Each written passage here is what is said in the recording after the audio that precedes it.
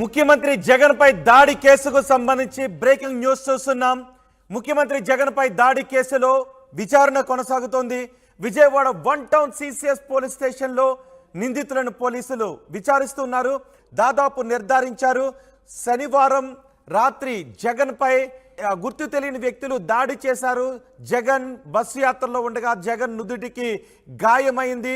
ఆ రోజు నుంచి నిందితుల కోసం పోలీసులు వేట ప్రారంభించారు. 4 నిందితులను పోలీసులు అదుపులోకి కూడా తీసుకున్నారు. అందులో ప్రధాన నిందితుడు ఫోటోగ్రాఫర్ ఆర్టీవీ స్క్రీన్ పైన మీరు చూస్తున్నారు. పోలీసులు విచారిస్తూ ఉన్నారు. తమ కుమారులను విచారణకు తీసుకువెళ్లడంతో ఆందోళన వ్యక్తం చేస్తున్నారు. వారి తల్లిదండ్రులు ఆందోళన వ్యక్తం చేస్తున్నారు. తమ పిల్లలను ఎందుకు తీసుకువెళ్లారో పోలీసులు చెప్పడం లేదు అని తల్లిదండ్రులు అంటున్నారు.